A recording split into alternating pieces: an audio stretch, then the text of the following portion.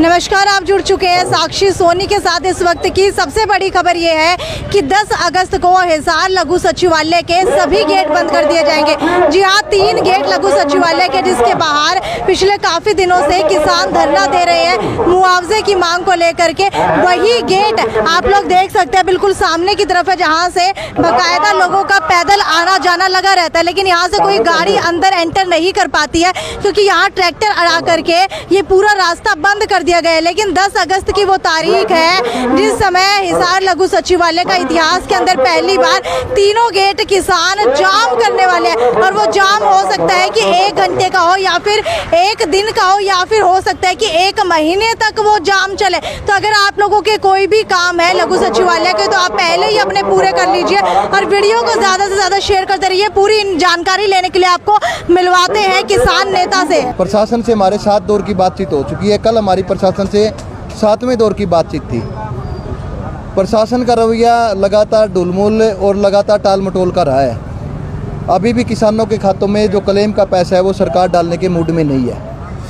इन सब चीज़ों को देखते हुए कल पगड़ी समालजट्टा किसान संघर्ष समिति की पूरी टीम ने व तमाम अन्य किसान संगठनों ने और जो पक्का मोर्चा की जो टीम है उसने सामूहिक राय ये बनाई, सामूहिक तौर पे एक फैसला लिया है कि आने वाली 10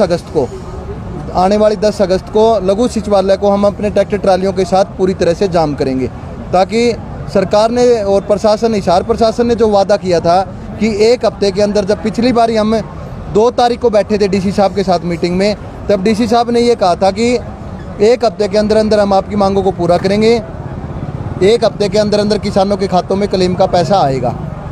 लेकिन हम दोबारा बातचीत करने के लिए 25 दिन के बाद में हिसार प्रशासन के साथ कल हमारी 25 दिन के बाद में दोबारा मीटिंग हुई थी। तो जो रवैया 2 तारीख को था वही रवैया कल भी रहा है। और इस रवैये के खिलाफ, इस विश्वासघात के खिलाफ, क्योंकि हमने प्रशासन की अपील व विश्वास पर अपनी 5 तारीख के जो हमारी कॉल थी लघु सचिवालय को ट्रैक्टर ट्रालियों के साथ बंद करेंगे, 5 तारीख की हमने कॉल प्रशासन की अपील व विश्वास पर ही डाली थी।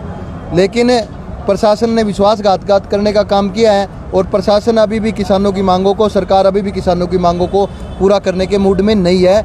सरकार का मन नहीं है कि किसान अपने घर चला जाए, किसानों के खातों में जो उसका नुकसान हुआ था उसकी भरपाई हो, किसानों के खातों में क्लेम का पैसा आ जाए। सरकार कंपनी की तरफ देख रही है लेकिन किसानों की तरफ नहीं देख रही है कि किसान पिछले 57 दिन से लगातार यहाँ पर पक्का मोर्चा लगाए बैठे हैं। इस सब के खिलाफ आने वाली 10 अगस्त को हिसार जिलों के हजारों किसान अपने सैकड़ों ट्रैक्टर ट्रैलियों के साथ लघु सचिवालय को पूरी तौर पर जाम करेंगे। ये रणनीति हमने कल बनाई है और आने वाली 10 अगस्त को मैं आपके चैनलों के माध्यम से, आप जो तमाम पत्रकार बंधु यहाँ पर आए हैं, मैं उनके माध्यम से भी तमाम जनमानस को ये अपील करूँगा कि आने वाली 10 अगस्त को ज़्यादा से ज़्यादा संख्या में आप हिसार की तरफ आए, ताकि सरकार ने जो वादा किया था उसके खिलाफ, सरकार ने जो वादा खिलाफी की थी उसके खिलाफ हम अपनी एकजुटता दिखा सके। 57 दिन पहले किसानों का मुद्दा था पिछले मुआवजे को लेकर, लेकिन अभी जो है प्राकृतिक आपदा की वजह से भी कई किसानों की फसलें खराब हुई हैं, उनके मुआवजे को लेकर भी क्या आप इस बारे में बातचीत करेंगे प्रशासन? बिल्कुल, देखिए पूरे हरियाणा के 7 जिले बुरी तरह बाढ़ की चपेट में है और हरियाणा का मुख्यमंत्री चुनाव की तैयारी कर रहा है। अभी पिछले दिनों राज्य कमेटी की इन्होंने बीजेपी की मीटिंग जीजेयू में ली। पूरा हरियाणा, मतलब 7 जिले तो पूरी तरह बर्बाद हो गए हैं। इस सब को भी लेकर हमारे संगठन पगड़ी समालजट्टा किसान संघर्ष समिति ने एक लंबी लड़ाई की शुरुआत आज हम फतेहाबाद से करेंगे। और आप यहाँ पर भी हम लगातार प्रशासन से ये अपील कर रहे हैं कि जो किसानों को जो नुकसान हुआ उसका जल्दी से जल्दी भरपाई करे। लेकिन सरकार बिल्कुल दिखावे के तौर पर घूम के आ जाती है उस बाढ़ग्रस्त इलाके में, लेकिन कोई काम कर नहीं रही है। कोई भी किसी भी तरह की मदद अभी तक किसानों की नहीं हुई है। किसानों की फसलें पूरी तरह बर्बाद हो चुकी है। हरे चारे की सबसे बड़ी समस्या है, जो चारे पशुओं के चारा है उसकी सबसे बड़ी समस्या है। और खाने पीने के लाले उस इलाके में लोगों को पड़े हुए हैं, लेकिन सरकार किसी भी तरह का कोई भी कदम उन लोगों के लिए नहीं उठा रही है। इसके लिए भी हम प्रशासन और सरकार से, हमने पिछले दिनों भी हम अपना मांग पत्र देने के लिए, जब इसी मुद्दे पे मांग पत्र देने के लिए जा रहे थे तो प्रशासन ने हमें रास्ते में रोक लिया, हमने गिरफ्तारियां भी दी थी। तो हम सरकार से ये मांग करते हैं कि इस मामले में भी लोगों की मदद की जाए, बजाय कि जैसे कि गग्गर के बांध टूटे हुए हैं और अभी तक सरकार ने किसी भी बांध को नहीं बांधा गया। गग्गर अभी पहले टुहाना, रतिया, जाखड़, अम्बाड़ा उस इलाके में नुकसान था, अभी वही गग्गर का पानी सिरसा जिला में नुकसान कर रहा है। तो मुझे लगता है कि सरकार बिल्कुल इस जो उदासीन रवैया अपनाए हुए है। इस मीटिंग का आपने अभी जिक्र किया जीजेयू के अंदर, उसी के के बाद एक प्रेस कॉन्फ्रेंस हुई थी जिसके अंदर पूर्व प्रदेश अध्यक्ष ओम प्रकाश धनखड़ से जब यही सवाल पूछा गया, वो जानते ही नहीं है कि आप किसान यहाँ पर मोर्चा डाल करके बैठे हैं। बिल्कुल ये बेशर्मी है सरकार की और बेशर्मी है बीजेपी के अध्यक्ष की कि वो ऐसे बयान दे रहे हैं। पिछले 57 दिन से लगातार ये पक्का मोर्चा लगा हुआ है। 57 दिन से लगातार किसान यहाँ पर बैठे हुए हैं और ट्रैक्टर ट्रैलियों में अपना सामान लेकर आकर बैठे हुए हैं। लगातार सैकड़ों किसान ऐसे हैं जो घर नहीं गए हैं पिछले 57 दिन से।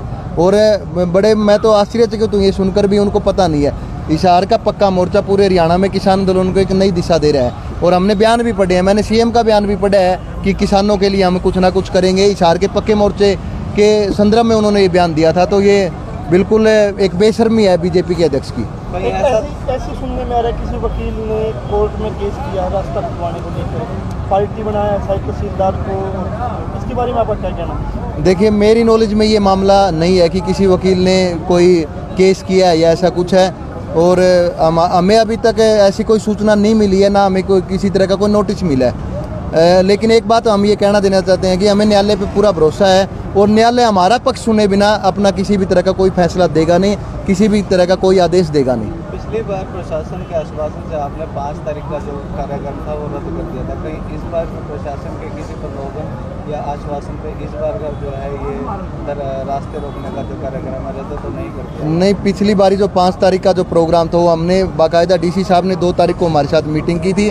वह बिल्कुल विश्वास दिलाया था कि आप मेरा विश्वास कीजिए। हिसार के एसपी उस मीटिंग में उपस्थित थे। उन्होंने बाकायदा ये विश्वास दिलाया था कि 1 हफ्ते के अंदर बचे हुए किसानों के खातों में पैसा आएगा क्लेम का।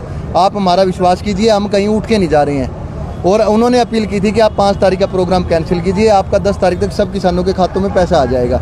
लेकिन हमने उन पर विश्वास कर लिया, लेकिन विश्वासघात तो प्रशासन ने किया है ना, सरकार ने किया है। इसीलिए हमारा जो 10 तारीख का फैसला हमें उसे पूरे तौर पे लागू करेंगे। हम उसकी बाकायदा तैयारियां कर रहे हैं। 62 गाँव के किसानों को 62 गाँव पे तो कंपनी ने ऑब्जेक्शन लगाया हुआ है। इन 62 के 62 गाँवों में हम जाएंगे और जिन गाँवों के किसानों के खातों में पैसा आ गया वो किसान भी बड़ी हाजिरी उन किसानों की यहाँ 10 तारीख को रहेगी और हम लघु सचिवालय को पूरी तौर पर जाम कर देंगे। लगभग कितने घंटे तक ये गेट बंद रखे जाएंगे? ये तो देखिए, एक बार जाम करने के बाद में उसी दिन हम दोबारा बैठेंगे और उसके बाद में हम अपना अगला फैसला करेंगे। सिर्फ मात्र एक बार जो आप लोग गेट बंद करवा दे, लेकिन उसके ही 15 मिनट बाद आप लोग नहीं, बिल्कुल ऐसा नहीं है। जब तक किसानों के खातों में उसके क्लेम का पैसा नहीं आ जाएगा तब तक हम इसे जाम करके रखेंगे। इन 56 दिनों में गुरनाम सिंह चढ़ोनी और राकेश टिकैत भी इस पक्के मोर्चे पर पहुंच चुके हैं। तो क्या इस 10 तारीख को भी कोई इस तरीके का चेहरा शिफ्ट? देखिए, हमने सभी को कॉल किया है। संयुक्त किसान मोर्चा के सीनियर लीडरों के संज्ञान में हमने मामला डाला है और उनकी नॉलेज में लगातार संयुक्त किसान मोर्चे के जो बड़ा संयुक्त किसान मोर्चा जिसने